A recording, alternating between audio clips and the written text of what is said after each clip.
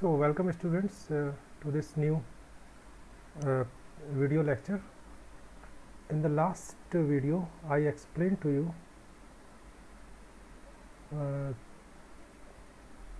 the pressure and the direction of pressure that will act on various faces of this section, and you already know what is this section or volume. Actually, if you still have some confusion, I would like to explain this to you here. So I mean to say, in your transport phenomena course you will encounter many problems like this. For example, here I am taking this. Suppose water is flowing like this.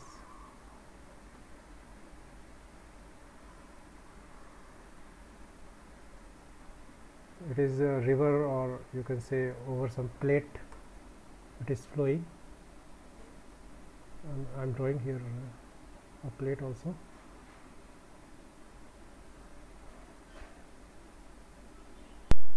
So I have drawn here the plate over which this water is flowing.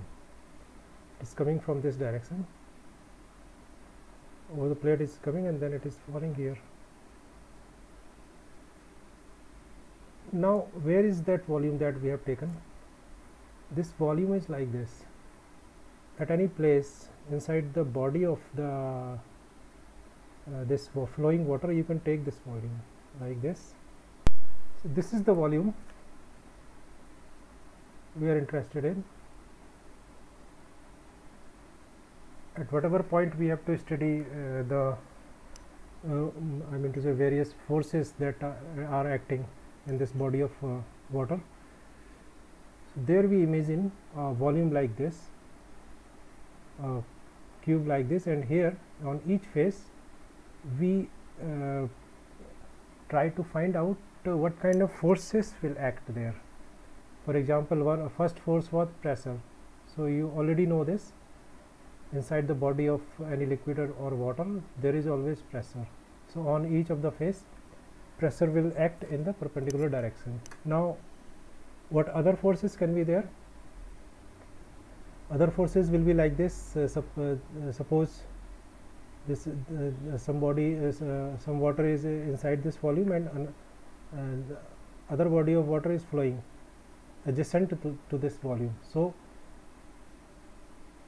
and velocity of the water molecules that are inside this volume will be different to the velocity of the water molecules that are flowing outside. So in that way they will put a tangential stress on this volume. So there this way these forces arise.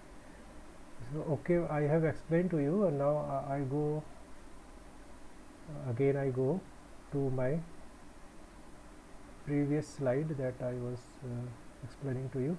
So here we come. Pressure I have explained to you. Now I will explain this. Tau, it is written, and it is called viscous stress, viscous momentum flux, you can say.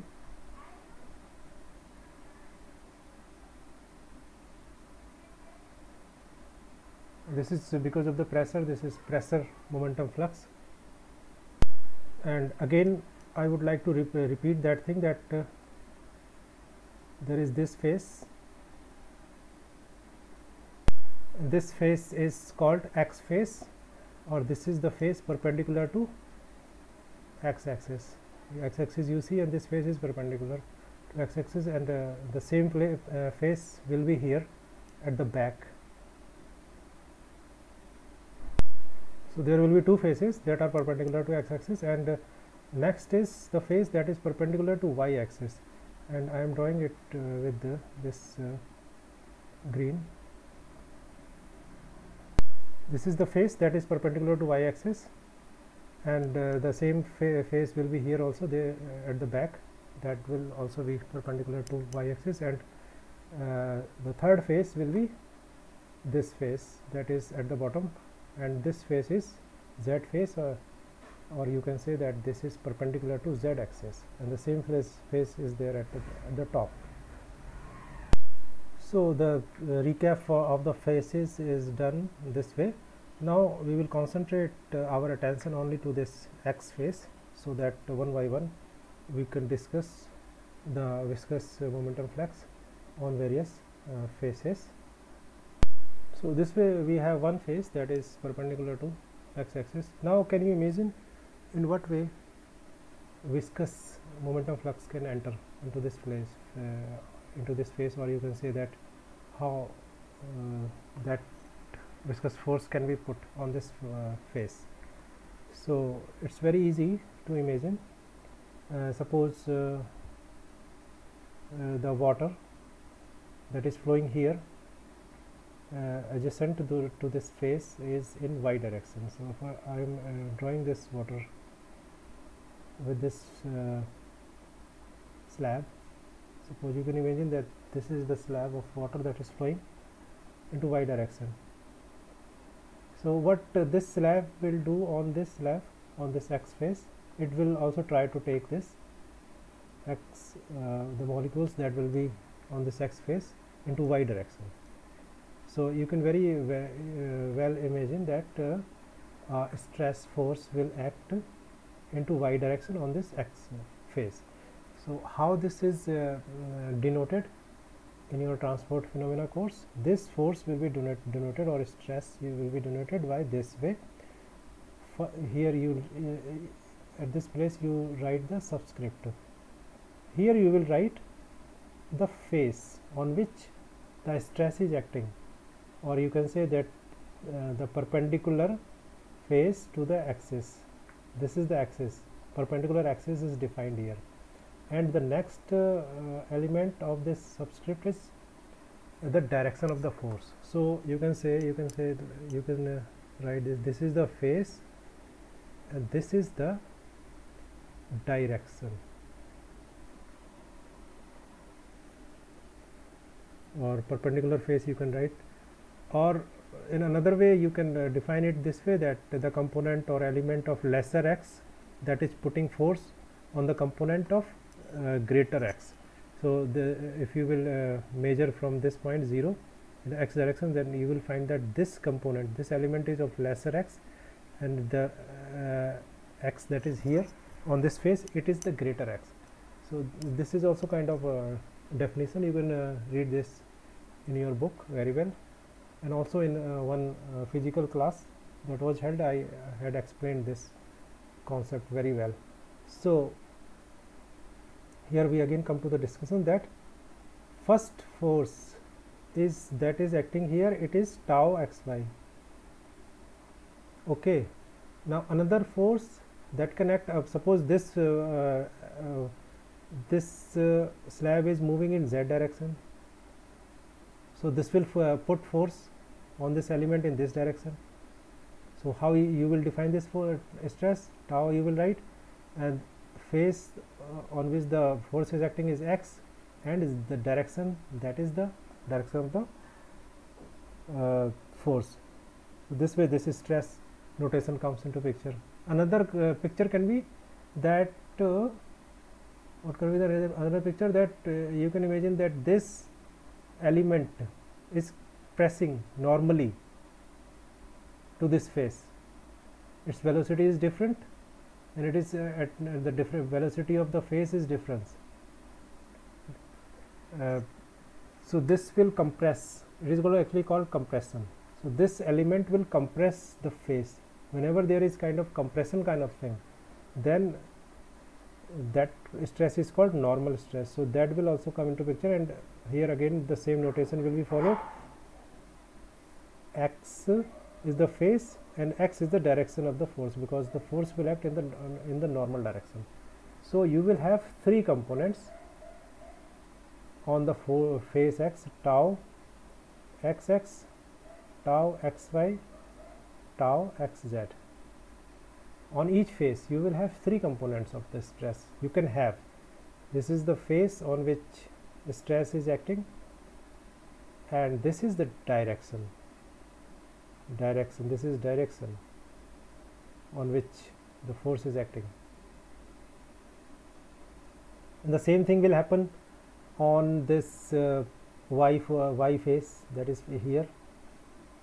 So here a component will be, a stress component will be, three component will be there, and every I will always write this here because the face will always be y face, and here again the force can be in a x direction, or maybe you can say the slab outside it may be sliding in the x direction, or it may be sliding in the z direction, so it will be z, or it may be compressing normally to this face, so it will be y this way. And the same way the face that is there at the bottom, stress will be denoted, z is the face and x is the direction of the force, y is the direction of the force, and z is the direction of the force. That this way you can see that there are 9 components, 1 2 3 4 5 6 7 8 9, and the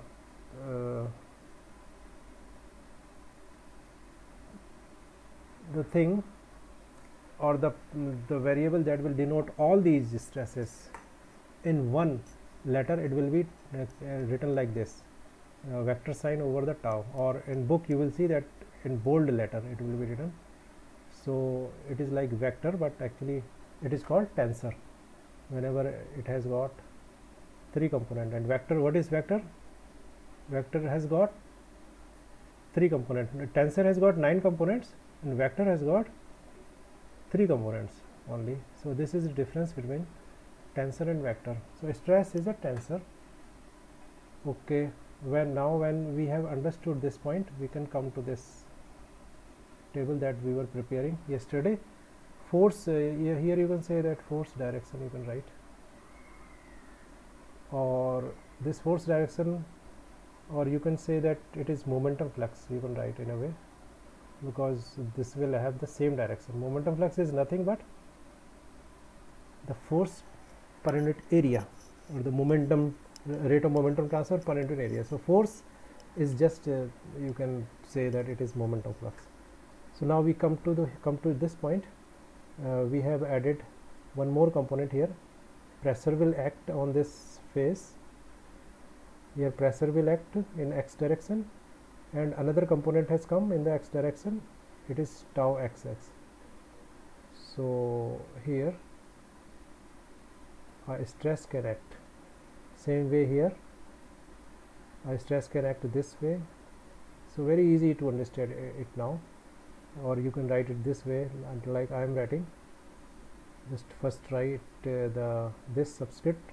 Y means that it is the face, because this is the face, and now here write the direction of the force, direction.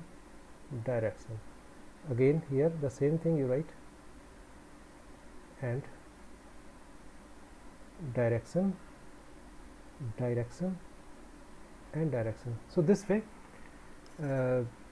you have completed this table showing pressure forces and the stress, viscous stress forces, and all the directions.